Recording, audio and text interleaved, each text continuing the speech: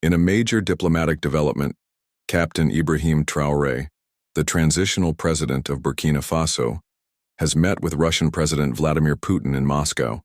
This high-profile meeting marks another significant step in the evolving relationship between Russia and Africa, particularly the Sahel region, which is undergoing both political transformation and deepening ties with non-Western powers.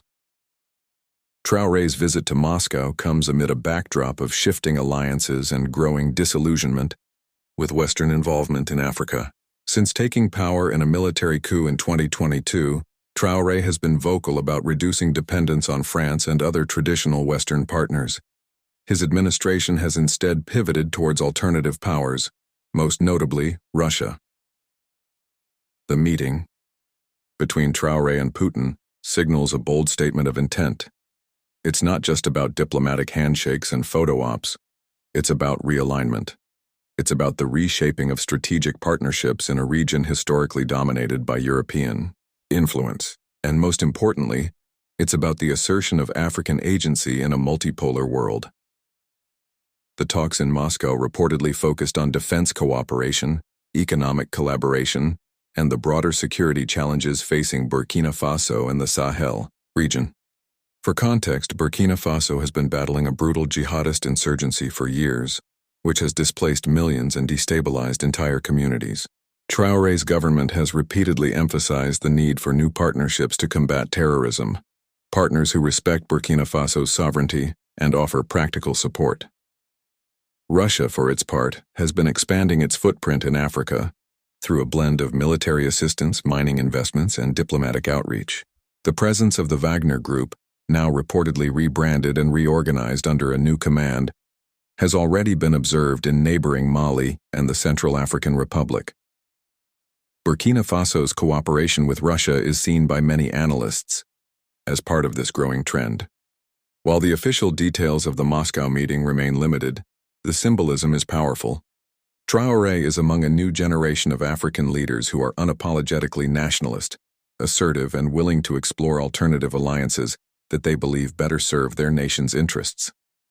His visit follows similar engagements by other West African leaders with Russia, China, and Turkey.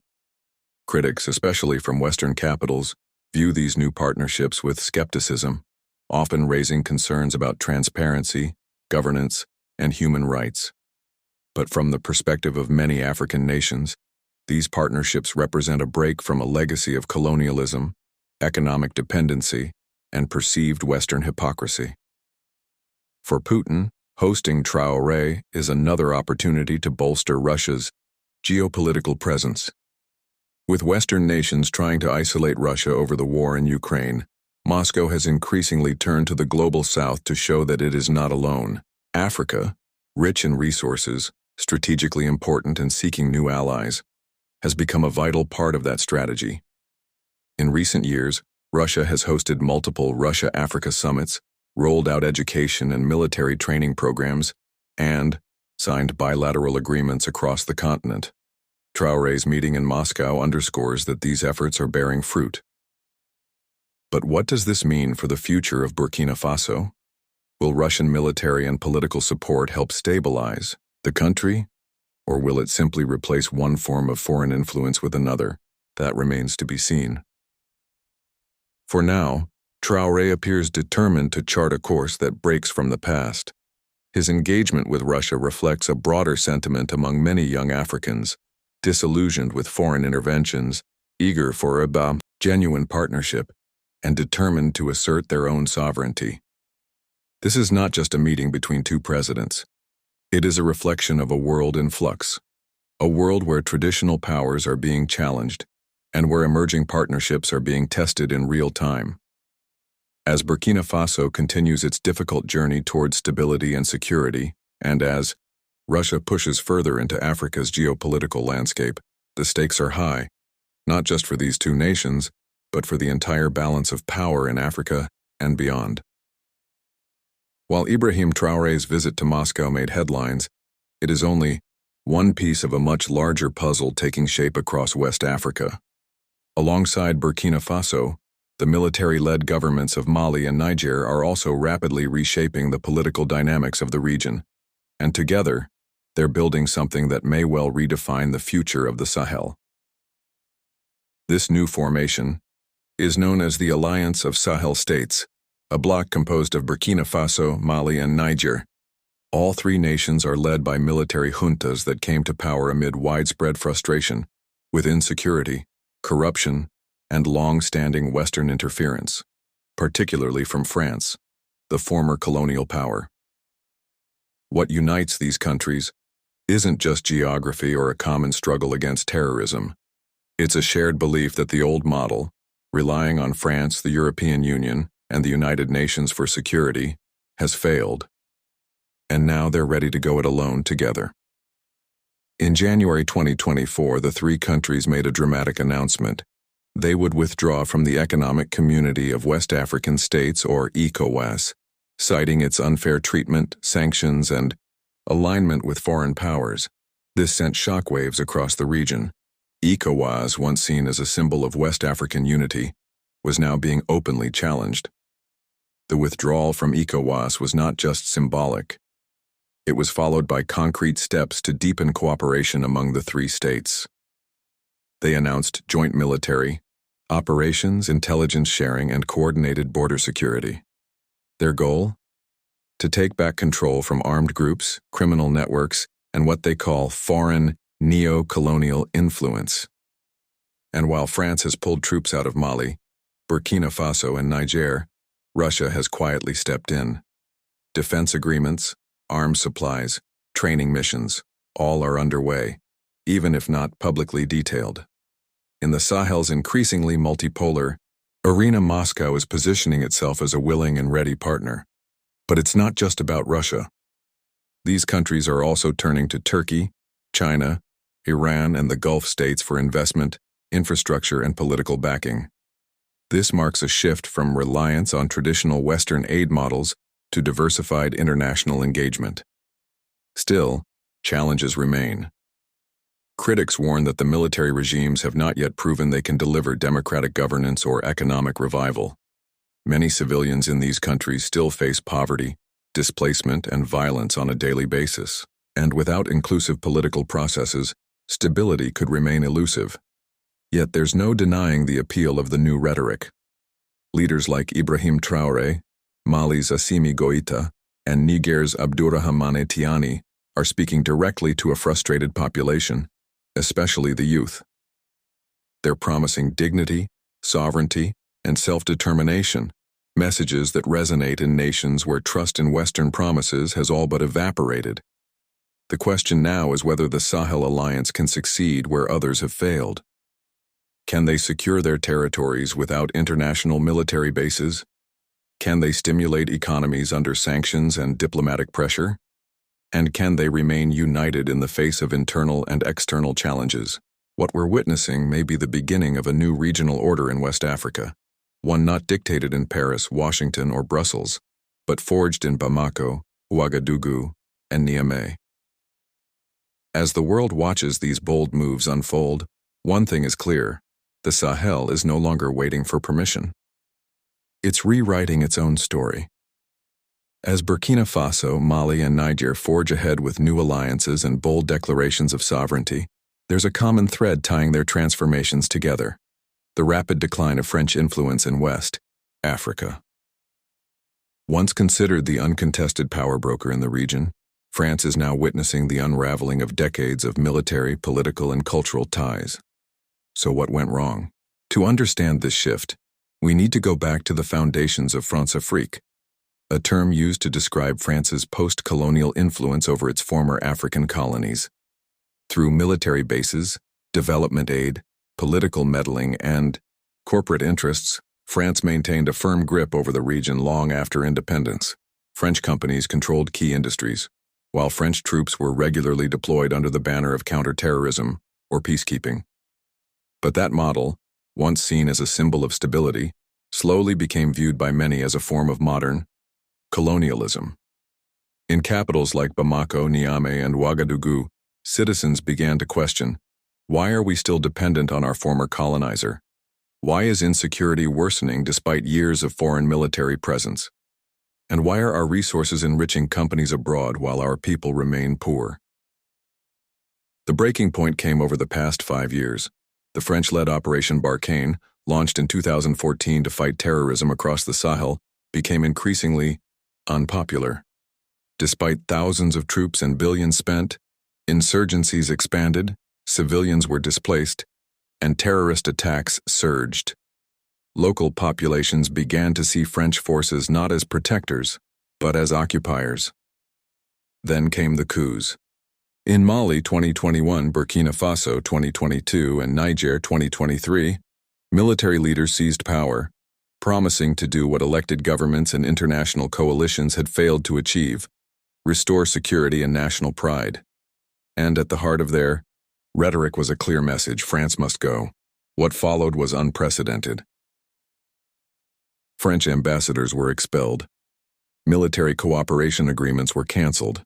Troops were ordered out. And French institutions, from cultural centers to media outlets, faced public backlash and closures. In Niger, thousands protested outside French military bases demanding their immediate withdrawal. The message was loud and clear: the era of French dominance in West Africa was over. But France's decline wasn't just about military failure. It was also about perception. Many Africans saw France's foreign policy as paternalistic, hypocritical, and out of touch. While preaching democracy and human rights, France was seen supporting corrupt leaders, turning a blind eye to corporate exploitation, and dismissing legitimate grievances.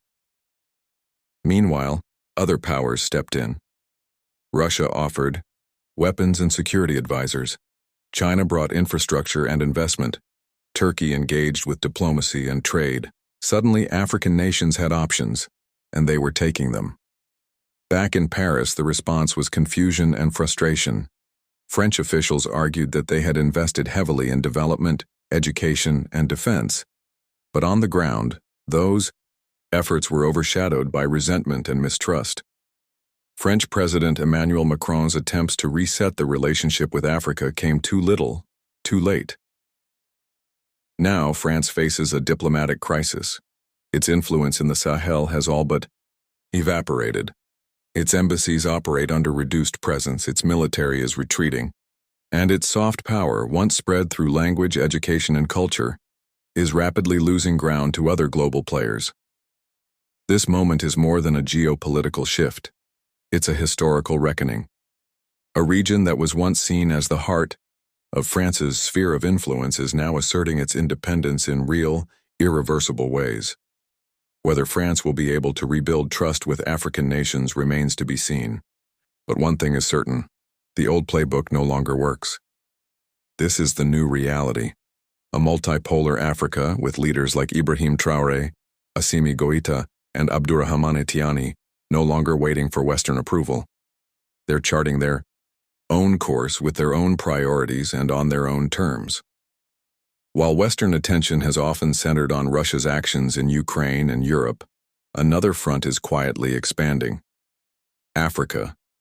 And nowhere is that shift more visible than in West Africa's Sahel region, where countries like Burkina Faso, Mali, and Niger are openly embracing Moscow's support. So what is Russia's game plan in Africa? What does it stand to gain? And why are more African nations turning to Russia when others are pulling away? The story begins with opportunity. As Western powers, particularly France and the United States, face growing resentment and strategic missteps across Africa, Russia has moved in to fill the vacuum. But this isn't the Cold War redux. Moscow's approach is pragmatic, flexible, and opportunistic. First, let's talk security. Across unstable regions like the Sahel, Central Africa, and parts of the Horn, African governments have long relied on Western military aid and UN peacekeeping missions. But after years of escalating violence and little improvement, skepticism grew. Russia seized the moment, offering what it calls non-interference assistance. This often comes in the form of military advisors, weapons shipments, and training programs, many of which operate under murky arrangements. The most infamous example is the Wagner Group, a private military contractor linked to the Kremlin. Wagner fighters have been reported in Mali, the Central African Republic, Libya, and Sudan. often securing mineral-rich areas or supporting local regimes in exchange for access to resources or influence. In Burkina Faso, although the government has not officially confirmed Wagner's presence, several reports suggest deepening Russian ties through defense channels. President Ibrahim Traore's recent visit to Moscow only deepened speculation about future cooperation. But Russia's interests go far beyond boots on the ground. Economically, Moscow is striking mining deals, energy agreements, and infrastructure partnerships, particularly in countries overlooked by the West. Politically, it offers leaders something that Western donors rarely do: recognition without lectures. No pressure about human rights, no demands for elections, and no public criticism of internal governance. This non-judgmental approach is extremely attractive to military governments and struggling democracies alike. For many African leaders, it feels like dignity without dependency. Culturally, Russia is also making moves, expanding media presence through outlets like RT and Sputnik, promoting educational exchanges, and reviving Cold War-era narratives of Soviet-African solidarity. It's soft power, recalibrated. But perhaps most importantly, Russia is using Africa as a geopolitical leverage point. At the United Nations, many African countries have abstained or even supported Russian positions. In return, Russia provides grain, fuel, weapons, and diplomatic backing, especially to countries isolated by Western sanctions or under pressure from institutions like the IMF or ECOWAS. Of course, not everyone in Africa is embracing this shift. Civil society groups in Mali and CAR have raised alarms about the conduct of Russian mercenaries, especially accusations of human rights abuses. Some analysts warn that swapping one foreign power for another may simply replace old forms of dependency with new ones. Still, Russia's message resonates. We are here to help without preaching, to partner without conditions, and to protect without judgment. From Moscow's perspective, Africa is not just a place of resources. It's a continent of strategic alliances, diplomatic clout, and economic potential. With over 50 votes at the UN, vast reserves of natural wealth, and some of the world's fastest-growing populations, Africa is the next frontier in Russia's bid for global influence. As the West recalibrates, China holds steady, and African nations assert themselves more boldly, Russia is building its position quietly but confidently. Whether this new relationship brings genuine benefits to Africa or simply shifts the balance of influence remains to be seen. But one thing is clear: Africa is no longer a passive player in global politics, and Russia is no longer a distant observer. Thanks for watching. If you're finding this series eye-opening, make sure to subscribe for more insights on Africa's global repositioning and the world powers vying for influence. Drop your thoughts in the comments. Is Russia offering a real alternative, or just another version of great power politics in disguise? Until next time, keep your eyes open and your mind sharp.